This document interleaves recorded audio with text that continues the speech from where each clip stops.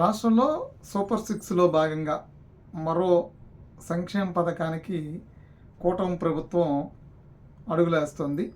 ఈ ఆగస్టు 15 నుండి super six హామీల్లో మహిళలకు ఇచ్చినటువంటి మరో హామీ ఉచిత బస్సు ప్రయాణం. దీని మీద ఇప్పటికే రకరకాల కోణాల్లో చర్చలు జరుగుతున్నాయి. మహిళలకి జిల్లా దాటితే ఛార్జీ పడుతుందని, పల్లె వెలుగు బస్సుల్లోనే ప్రయాణం అని చెప్పని,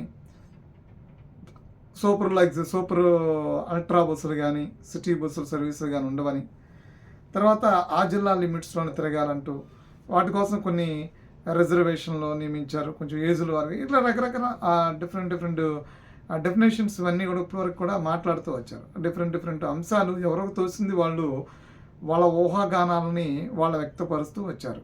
అయితే దీని మీద ప్రభుత్వం ఒక నివేదిక తయారు చేసి ఒక కమిటీ వేసిన తర్వాత చంద్రబాబు నాయుడు పూర్తి నివేదికను తీసుకున్న తర్వాత అమలు విధానాన్ని ఎలా అనే దాని మీద రివ్యూ చేస్తామని చెప్పారు.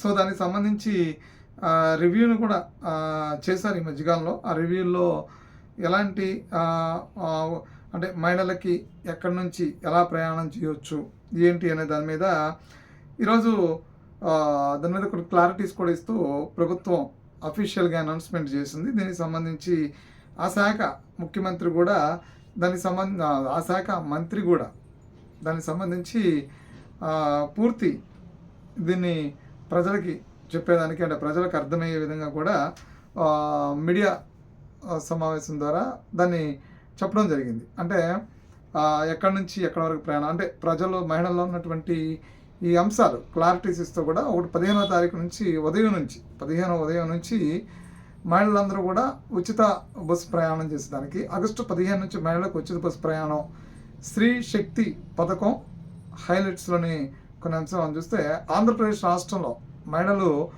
ఎక్కడికైనా మహిళలు ఉచితంగా ప్రయాణం చేయొచ్చు. ఆంధ్ర రాష్ట్రంలో ఎక్కడికైనా మహిళలు ఉచితంగా ప్రయాణం చేయొచ్చు. ఇది పాయింట్ 1.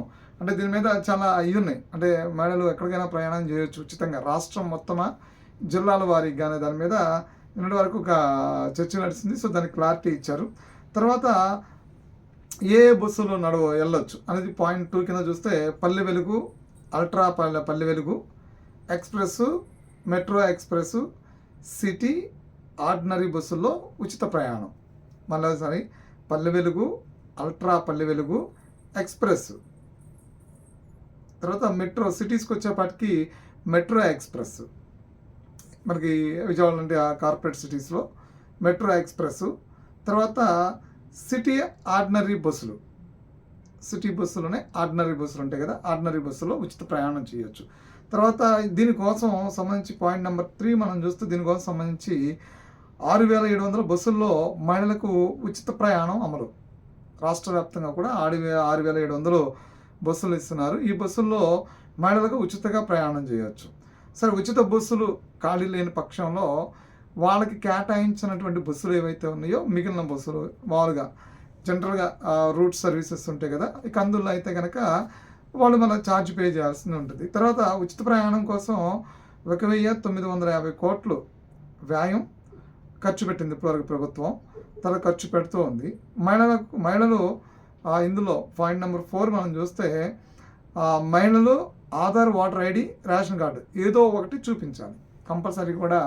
వాళ్ళు ఈ రాష్ట్రం అంటే ఎంటైర్ రాష్ట్రం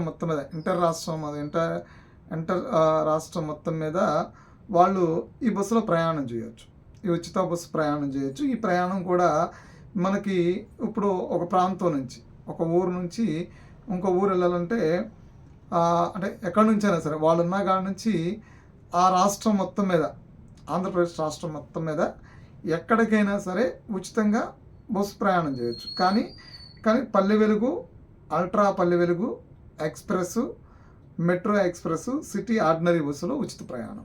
మ్యాక్సిమం నాకు తెలిసి ఈ మిగతా బస్సుల్లో ప్రయాణం చేసే అటువంటి పరిస్థితుల్లో మహిళలకి ఎటువంటి వెసులుబాటు ఉంటుంది అనే దాని మీద మనం అర్థం చేసుకోవచ్చు. అంటే ఉచిత 6,700 బస్సుల్లో మహిళలకు ఉచిత ప్రయాణం అమలు అని చెప్పని పెట్టారు. కాబట్టి 6,700 బస్సులు కాకుండా కుటుంబంతో ప్రయాణం చేసే మహిళలకి ఉచిత ప్రయాణం అనేది ఉండదు. ఎందుకంటే మ్యాక్సిమం ఇప్పటి వరకు కూడా ఏంటంటే ఈ బస్సుల్లో ఈ 6,700 బస్సుల్లో రోజువారీ కూలీకి వెళ్ళినటువంటి వాళ్ళు, జాబ్‌లకి వెళ్ళేటువంటి వాళ్ళు, చిన్న చిన్న ఉద్యోగాలు చేసేటువంటి వాళ్ళు, వీళ్ళందరికీ కూడా ఇది వెసులుబాటు. తర్వాత అలాగే కొంతమంది మహిళలు ప్రయాణాలు చేస్తూ ఉంటారు.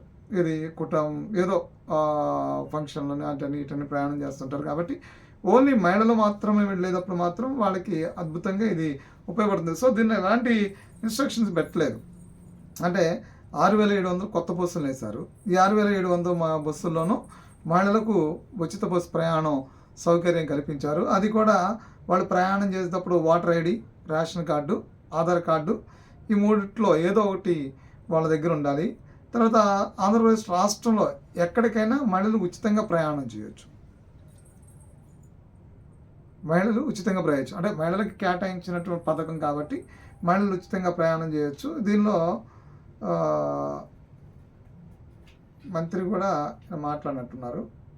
మహిళలందరికీ ఎన్నో స్కీములు చెప్పాం. దానిలో ముఖ్యమైనది ఈ ఫ్రీ ట్రావెల్ అనేది. దాంట్లో లక్షలాది మంది మహిళలకు ఈ స్కీమ్ ద్వారా మంచి జరుగుతుందనే సదుద్దేశంతోనే దీన్ని ఎన్నికల హామీగా ఇవ్వడం జరిగింది. ఈరోజు ముఖ్యంగా ఈ ట్రావెల్లో ఉన్న హైలైట్ పాయింట్స్ ఏవైతే ఉన్నాయో మీ దృష్టికి తీసుకొస్తాను. ముఖ్యంగా ఆల్రెడీ నేను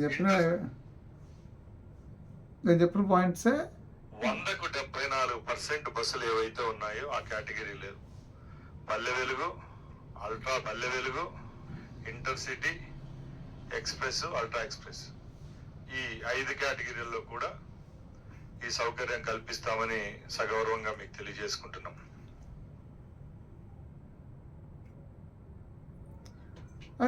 అయితే రాష్ట్రంలో ఉన్నటువంటి మహిళలకి ఇచ్చినటువంటి హామీ మేరకు, ఆ కమిట్మెంటు మేరకు మరొకసారి ప్రభుత్వం ఆగస్టు 15 నుంచి మహిళలకు ఉచిత బస్సు ప్రయాణాన్ని అమల్లో తీసుకొచ్చింది.